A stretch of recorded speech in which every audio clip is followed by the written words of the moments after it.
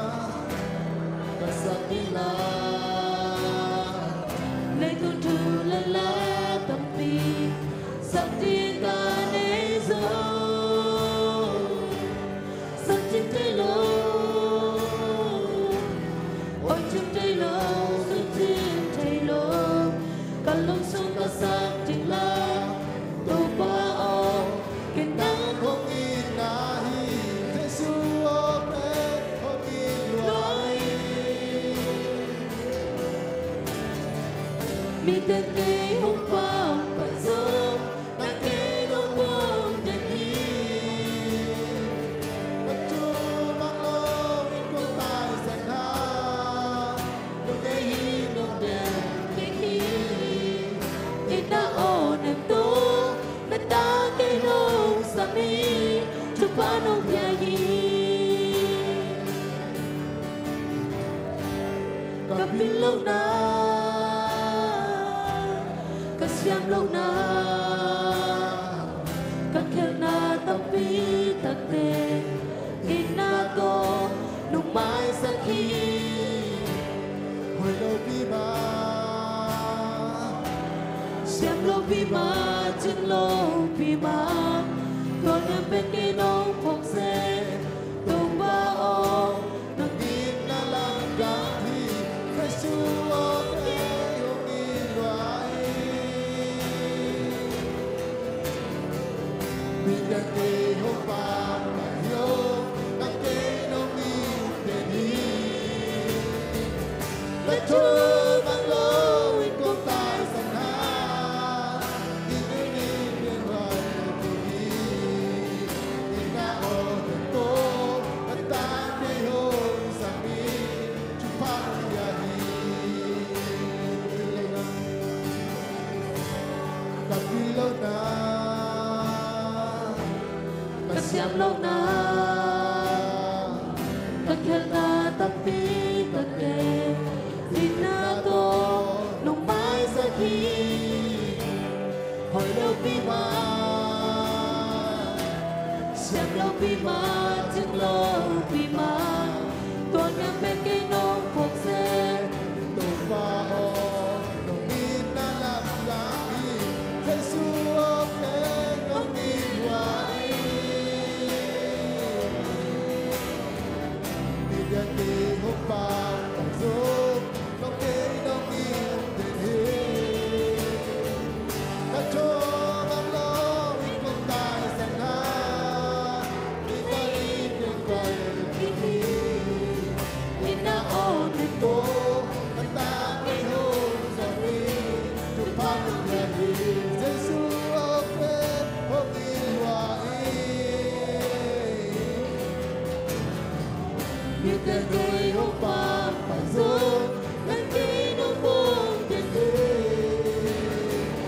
At chong ang lawin kong tayo sa na Intalin ang po'y pipin Inaon ito ng takay hong sabihin Chupang ang yahin Kaya hong ilwai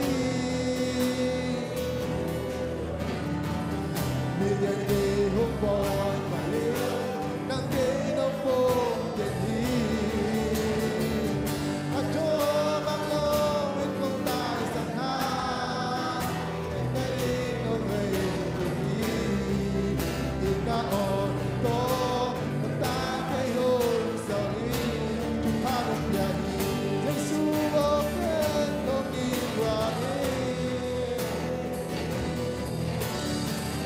Bigan kay hupang pagzog ng kinong buong dinhin At chumang lawin kong tayo sa nan Inaon ito at takay hong sabihin Chupang at yahin Kapilaw na Kasyang lo na Bakil na tapit ang Di na to nung bay sakit Hoy lo bima Siyang lo bima Jing lo bima Tuwa na bet kay nung pongse Tuy pa o Nung di na lang gangking Jesu okay Nung ilwai Bigan kay nung magpayzog Nang kay nung iunteni Magpapang lawin kang masangan Kung ngayon ng dahil Inaon mata ko yung sabi chupa ng biyahe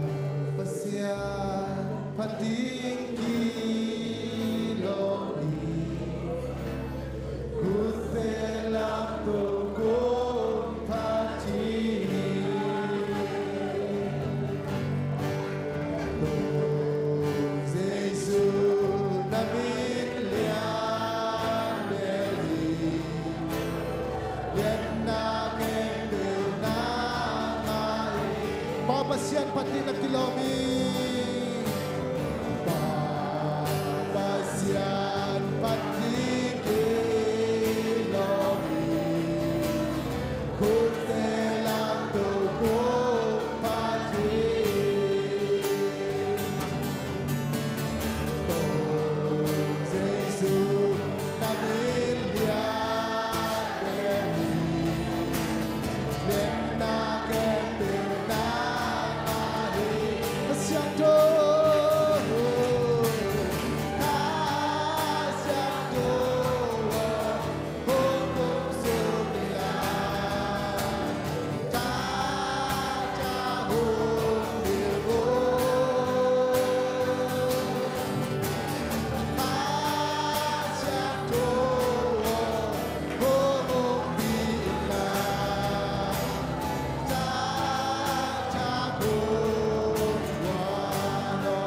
Pasyangko bangyan papasyan Pasyangko bangyan papas Nang makong lungkuluhi Nang makong guluhi Pasyangko say tong namin Pasyangko say tahong din Nang kong isang pawi Nang kong isang paluhi Pasyangko, pasyangko, ang puso nila sa tahong bilbo.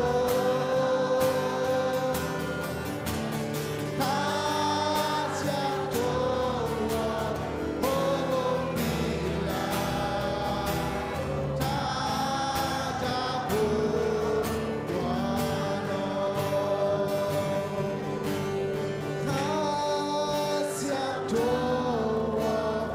ang nila sa tahong sa tahong nilon kasyang tuwang homong pila sa tahong guano kasyang tuwang sukila sa tahong nilon kasyang tuwang hongong pila tatahong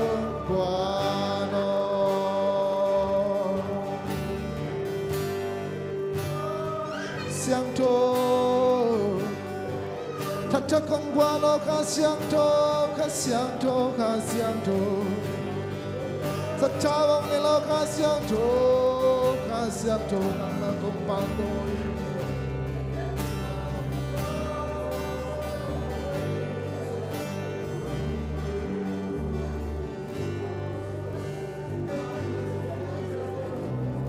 vang lên na kempe uso na kempe aton tu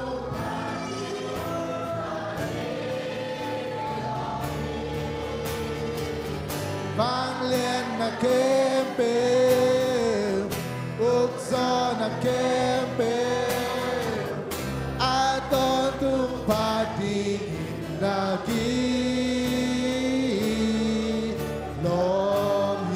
Pating na kilometer pa Pating na kilometer pa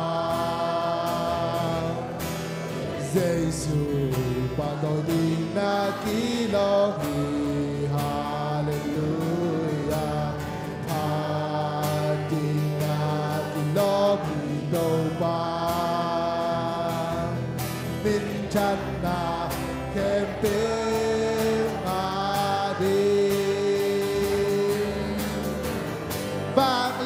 na kempe ukso na kempe atong tumpatingin na kilobi bakliat na kempe ukso na kempe atong tumpatingin na Pating na kilometer pa Pating na kilometer pa Jesus Pating na kilometer Hallelujah Pating na kilometer pa Minsan na kempe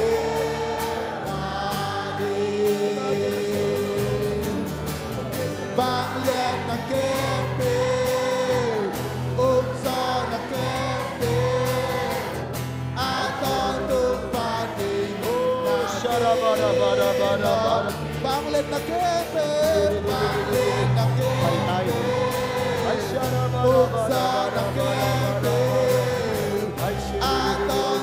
Bakliat na kempe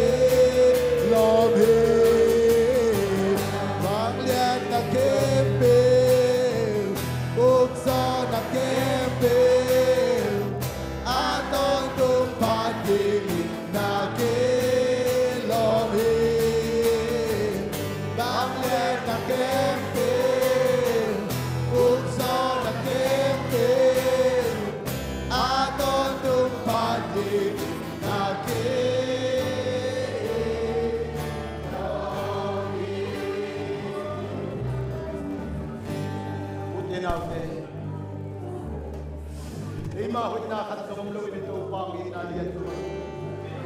Khen kuam nei na dei dan kuam nei le teng bang alo Inundang na yung tau pang ina chin lo Pasian nei teng ina ding inundang na yung chin lo Oh tau pang ina lian lua sai lua chin ang tau pang ina kanan lian lua sai lua chin pa toy la dia Khen kuam nei na dei dan kuam nei le nang la yung bang alo Khen kuam nei lo dei dan kuam nei lo bang iti tau pa kan dei pa toy la dia Tau pa nung ina lian lua chin pa toy la dia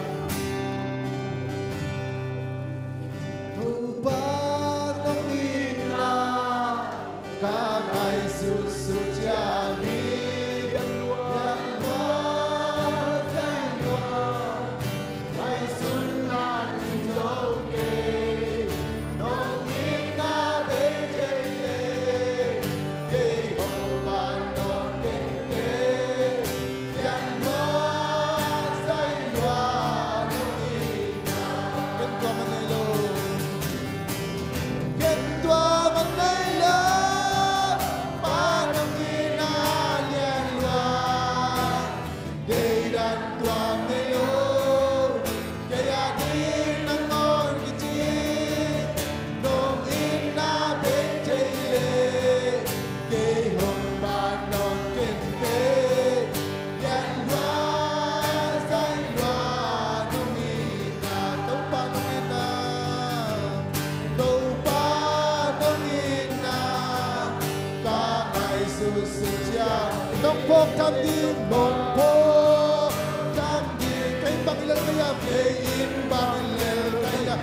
inabentele, inabente, kayong banon kete.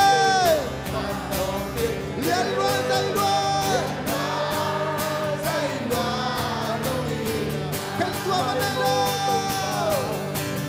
kentua manila, manong ina lian luan.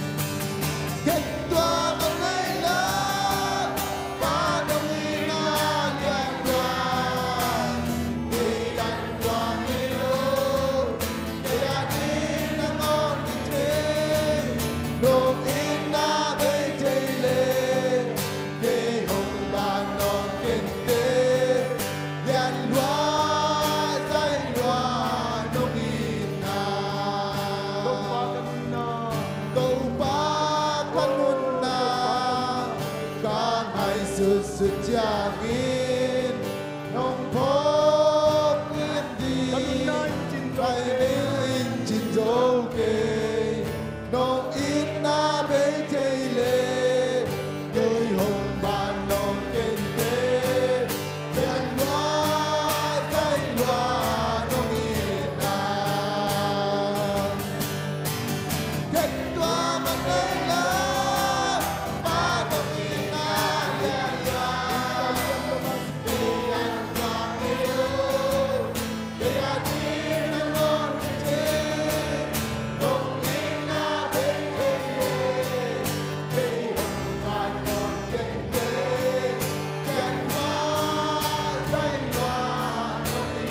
Ketua Manila, Ketua Manila, Manang ina liang luang, ingat Manila, keadaan namun kecil, nong ina betele, ihong manon kecil, dan nong ina betele. Nong ina betele, kay humanon kente, yan ba say wanong ina. Hindi na kay tuwa panin na tumalundam kami na kami kinaliya. Kung paano inaliyan luwag, lundam kami. Oh, kung paano ina. Yan buhay mo, paano.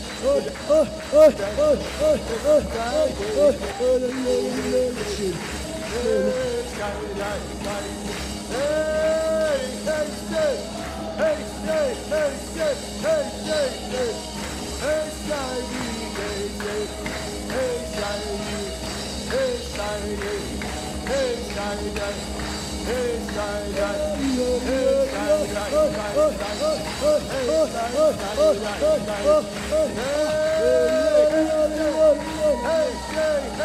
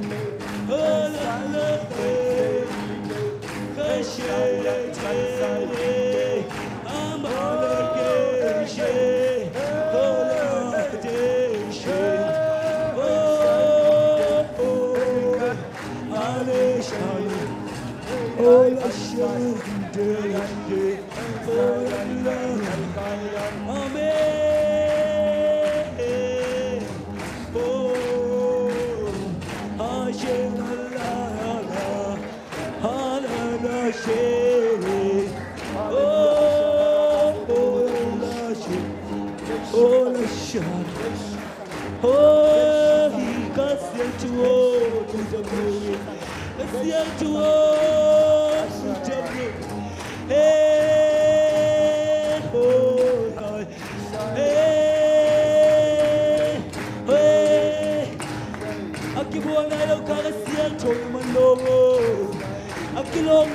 ka siya jo na malongo akilong na ilo ka siya jo na malongo hey amona ki pona ilo oh kang chulay na ka siya jo na malongo hey hey hey hey hey hey hey say suna Nabi hey naman nalulog pa Pasiano siya juo hey naman isang gatela mo vlog pela mo siya Tumba tu di saka Abona inakitelo ka katera malongo suna kala sabe Say suna kala sabe aje Say suna kala sabe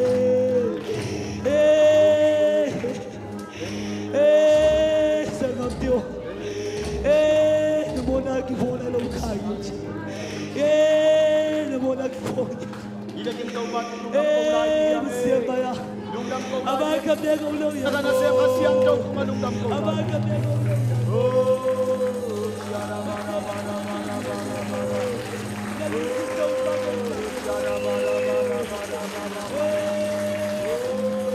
Haleluya, haleluya, haleluya,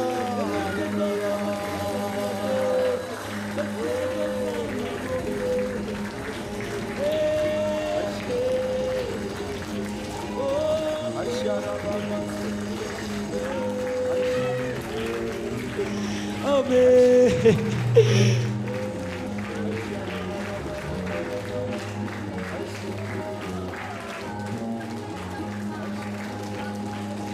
haleluya, haleluya. Tupa to'y lungdam mamahi. Pasyan ito natin dong. Inute ito na pasyan dong. Ipate ito na pasyan dong. Tupa lungdam tunin.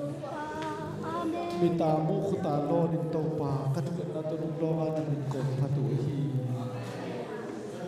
Tupa lungdam tunta. Kapasyan lungdam luang tunin tupa. Nungompihi tupa luang. Nungompihi tupa lungdam luang.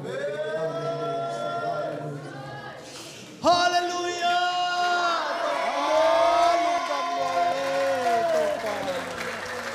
Hallelujah!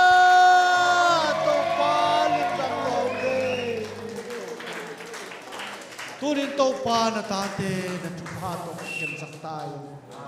Na mayong tantayin topa. Kamay lang mo topa ng man. Gualso na ito nung kalson bikin sa topa. Tunin kasabang kamalong bangin topa. Epsilon bangin na. Pagyangan jaki lo. Patun nial te hilowin. Tapatay mang bangin topa ng makyang suwan nga natatay man namin ko patuhi. Katay biyak nial ngilong pasyan namin ko patuhi. Turut akong biyak pinot namin tan na parang tayo. Tusan topa nuang tanay mo sakit na. O mang pateng man sakit na. Siyang mapapa mo sa kalay tayo.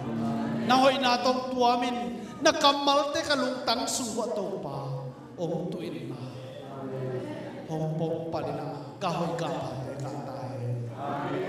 Mintan na hempe ng mapong biyawi. Sa Yesu mitutulungan kiyang topa siya. Hallelujah! Hallelujah! Hallelujah! Hallelujah sa ginayon lagi niya. Hallelujah sa ginayon. Hallelujah! Sagibay! Yan kom din sa gibay.